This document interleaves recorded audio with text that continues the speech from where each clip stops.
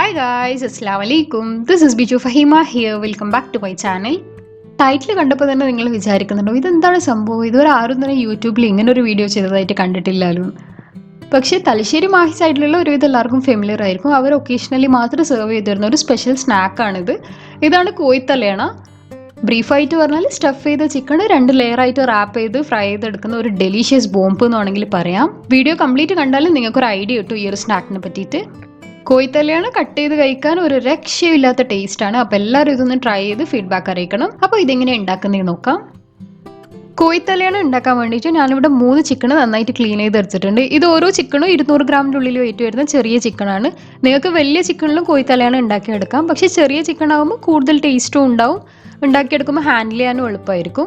ഇനി ഈ ചിക്കൻ ഒന്ന് മാരിനേറ്റ് ചെയ്ത് വേവിച്ചെടുക്കണം. അതിന് മാരിനേഷന് വേണ്ടിയിട്ട് ഞാനിവിടെ 2 ടീസ്പൂൺ കാശ്മീരി മുളക് പൊടിയും 1/2 ടീസ്പൂൺ മഞ്ഞൾപ്പൊടിയും ആവശ്യത്തിന് ഉപ്പും 1 ടേബിൾ സ്പൂൺ ചെറുനാരങ്ങ നീര് ഒഴിച്ച് ഒരു തിക്ക് പേസ്റ്റ് ആക്കി എടുക്കുന്നുണ്ട്. ഇനി ഈ മാരിനേഷൻ ഓരോ ചിക്കനിലും ഒന്ന് കോട്ട് ചെയ്തെടുക്കാം. ചിക്കൻ്റെ എല്ലാ ഭാഗത്തും ഈ മാരിനേഷൻ നന്നായിട്ട് കോട്ട് ചെയ്തെടുക്കണം. എന്നാൽ മാത്രമേ ചിക്കന് നല്ല മസാല പിടിക്കുള്ളൂ. ഉൾഭാഗത്തെല്ലാം നന്നായിട്ട് എത്തുന്ന രീതിയിൽ വേണം കോട്ട് ചെയ്തെടുക്കാൻ.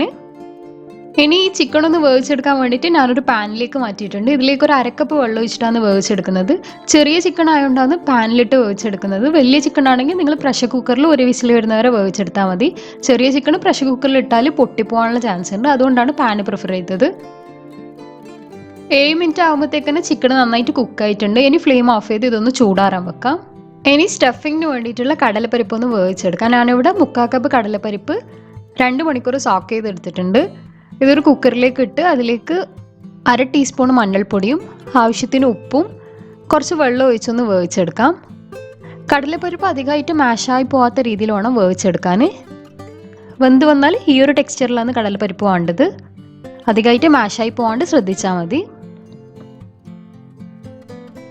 ഇനി നേരത്തെ വേവിച്ചെടുത്ത് ചിക്കൻ ഒന്ന് ഫ്രൈ ചെയ്തെടുക്കാം.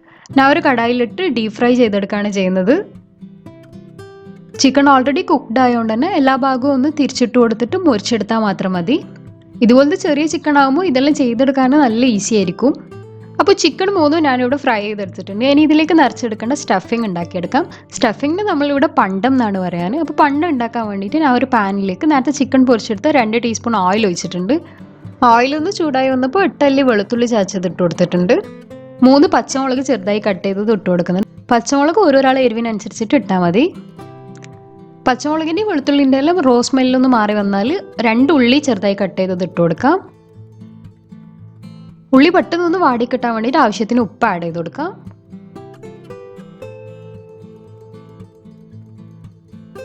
ഉള്ളി ജസ്റ്റ് ഒന്ന് വാടി വന്നാൽ ഇതിലേക്ക് പൊടികൾ ആഡ് ചെയ്യാം. 1/2 ടീസ്പൂൺ മല്ലിപ്പൊടിയും 3/4 ടീസ്പൂൺ കാശ്മീരി മുളക് പൊടിയും 1/4 ടീസ്പൂൺ മഞ്ഞൾപ്പൊടിയും ഇട്ട് നന്നായിട്ടൊന്ന് മിക്സ് ചെയ്തെടുക്കാം. പൊടികളെല്ലാം ഒന്ന് മിക്സായി വന്നാൽ നേരത്തെ വേവിച്ച് വെച്ച കടലപ്പരിപ്പ് ആഡ് ചെയ്യാം.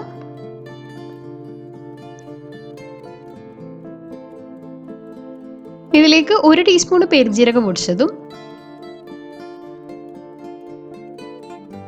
1/2 ടീസ്പൂൺ ഗരം മസാല പൊടിയും ഇട്ട് നന്നായിട്ടൊന്ന് മിക്സായി വരും. നേരത്തെ ചിക്കൻ വേവിച്ചപ്പോൾ വന്ന സ്റ്റോക്ക് ഒഴിച്ചൊന്ന് വറ്റിച്ചെടുക്കാം. ചിക്കൻ്റെ സ്റ്റോക്ക് ഒഴിച്ചുകൊണ്ട് തന്നെ ഫില്ലിങ്ങിന് നല്ലൊരു ഫ്ലേവർ കിട്ടും. ഇതൊന്ന് വറ്റി വരുമ്പോൾ കട്ട് ചെയ്ത് വെച്ച കറിവേപ്പിലയും മല്ലിയിലയും പുതിനയിലയും ഇട്ട് കൊടുക്കാം. അതിലൊന്ന് മിക്സായി വന്നാൽ 1 ടീസ്പൂൺ പെപ്പർ ഇട്ട് കൊടുക്കാം. അപ്പോൾ ഫില്ലിംഗ് ഇവിടെ റെഡി ആയിട്ടുണ്ട്. ഇതുപോലെ കുറച്ച് വെറ്റായിട്ടാണ് ഫില്ലിംഗ് വേണ്ടത്. അധികമായിട്ട് ഡ്രൈ ആക്കി എടുക്കേണ്ട ആവശ്യമില്ല. ഈ ഒരു ഫില്ലിംഗ് നിങ്ങൾക്ക് ഏതൊരു സ്നാക്കിന് വേണ്ടിയിട്ട് ഫില്ലിംഗ് ആയിട്ട് യൂസ് ചെയ്യാൻ പറ്റും. നല്ല ടേസ്റ്റ് ഉള്ളൊരു ഫില്ലിംഗ് ആണ്. ഇനി ചിക്കൻ റാപ്പ് ചെയ്തെടുക്കേണ്ട തൊലിക്ക് വേണ്ട ഡോ റെഡിയാക്കി എടുക്കാം. അതിനുവേണ്ടി ഞാൻ ഇവിടെ 1/2 കപ്പ് മൈദയും 1/2 കപ്പ് ആട്ടയും എടുത്തിട്ടുണ്ട്. ഇതിലേക്ക് ആവശ്യത്തിന് ഉപ്പും 1 ടീസ്പൂൺ ഓയിലും ഇട്ട് ആവശ്യത്തിന് വെള്ളം ഒഴിച്ച് നമ്മൾ സാധാരണ ചപ്പാത്തിക്കെല്ലാം കുഴച്ചെടുക്കുന്ന പോലെ ഒന്ന് കുഴച്ചെടുക്കാം.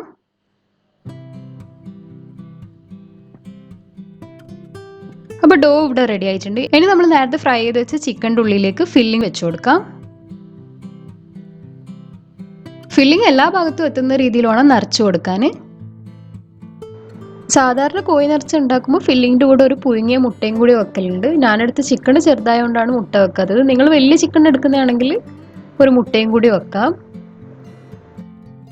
ഇനി ഒരു ചപ്പാത്തിൻ്റെ സൈസിലുള്ള ബോൾ എടുത്തിട്ട് നല്ല തിന്നായിട്ടൊന്ന് പരത്തിയെടുക്കാം. നല്ല തിന്നായിട്ട് വേണം പരത്തിയെടുക്കാൻ.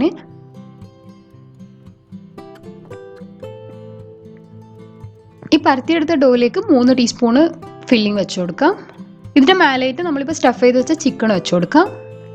കണ്ടില്ലേ, തൊലി പരത്തിയെടുക്കുമ്പോൾ ഇതുപോലെ നല്ല തിന്നായിട്ട് പരത്തിയെടുക്കാൻ ശ്രദ്ധിച്ചാൽ മതി.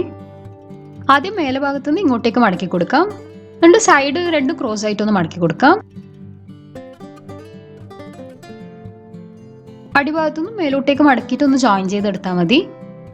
കോഴിത്തലയണ 2 ലെയർ ആയിട്ടാണ് ഉണ്ടാക്കിയെടുക്കുന്നത്. അപ്പോൾ ഫസ്റ്റ് ലെയർ ഇവിടെ റെഡി ആയിട്ടുണ്ട്. അപ്പോൾ ഞാൻ ഇത് പൊരിച്ചെടുക്കാൻ വേണ്ടിയിട്ട് ഓയിലിലേക്ക് ഇട്ടിട്ടുണ്ട്. ചിക്കൻ റാപ്പ് ചെയ്തെടുത്താൽ പിന്നെ അധിക സമയം പുറത്ത് വെക്കാൻ പാടില്ല. അത് പെട്ടെന്ന് തന്നെ ഓയിലിലേക്ക് ഇട്ടിട്ട് പൊരിച്ചെടുക്കണം. അല്ലെങ്കിൽ സ്റ്റഫിംഗ് എല്ലാം ഉള്ളതുകൊണ്ട് തന്നെ തൊലി മുറിഞ്ഞു പോകാനുള്ള ചാൻസ് ഉണ്ട്. അപ്പോൾ പെട്ടെന്ന് തന്നെ ഓയിലിട്ടിട്ട് പൊരിച്ചെടുത്താൽ മതി. ചിക്കനും ഫില്ലിംഗ് എല്ലാം കംപ്ലീറ്റ് കുക്ക്ഡ് ആയതുകൊണ്ട് തന്നെ ഈ ഔട്ടർ പാർട്ടിലുള്ള തൊലി മാത്രമാണ് ഒന്ന് ഫ്രൈ ചെയ്തെടുക്കേണ്ട ആവശ്യമുള്ളൂ. അപ്പോൾ പെട്ടെന്ന് തന്നെ എല്ലാ ഭാഗവും ഒന്ന് തിരിച്ചിട്ടിട്ട് പൊരിച്ചെടുത്താൽ മതി. അപ്പോൾ 3 കോഴിത്തലയണയും ഫസ്റ്റ് ലെയർ ഞാൻ ഇവിടെ പൊരിച്ചെടുത്തിട്ടുണ്ട്. ഇനി സെക്കൻഡ് ലെയർ ഉണ്ടാക്കുമ്പോൾ നേരത്തെ എടുത്ത ഡോനാക്കാട്ടി കുറച്ച് വലിയ ഡോ എടുത്തിട്ട് വലിയ തൊലി വേണം പരത്തിയെടുക്കാൻ. എന്നിട്ട് അതിലേക്ക് 3 ടീസ്പൂൺ ഫില്ലിംഗ് വെച്ച് കൊടുക്കാം. എന്നിട്ട് പൊരിച്ചെടുത്ത കോഴിത്തലയണ ഇതിലേക്ക് വെച്ച് കൊടുക്കാം. സെക്കൻഡ് ലെയർ മടക്കുമ്പോൾ ഇതുപോലെ ആദ്യം സൈഡ് ടു സൈഡ് ജോയിൻ ചെയ്ത് കൊടുക്കുക. പിന്നെ മേലെയും താഴെയും ഒന്ന് ജോയിൻ ചെയ്ത് കൊടുത്താൽ മതി. അപ്പോൾ ഒരു പില്ലോൻ്റെ ഷേപ്പിൽ കിട്ടും. അതുകൊണ്ടാണ് ഇതിന് കോഴിത്തലയണ എന്ന് പറയുന്നത്. ഇതും നേരത്തെ ചെയ്തെടുത്ത പോലെ തന്നെ ഒന്ന് ഫ്രൈ ചെയ്തെടുക്കാം. പൊരിച്ചെടുക്കുമ്പോൾ പ്രത്യേകം ശ്രദ്ധിക്കേണ്ടത് തൊലിയിൽ ഫില്ലിംഗ് വെച്ച ഭാഗം മേലെ വരുന്ന രീതിയിൽ വേണം ഓയിലിലേക്ക് ഇട്ട് കൊടുക്കാൻ. ഇപ്പോൾ കോഴിത്തലയണ 2 ലെയറും ഫ്രൈ ആയി നല്ല കുട്ടപ്പനായിട്ട് ഇവിടെ നിൽക്കുന്നുണ്ട്.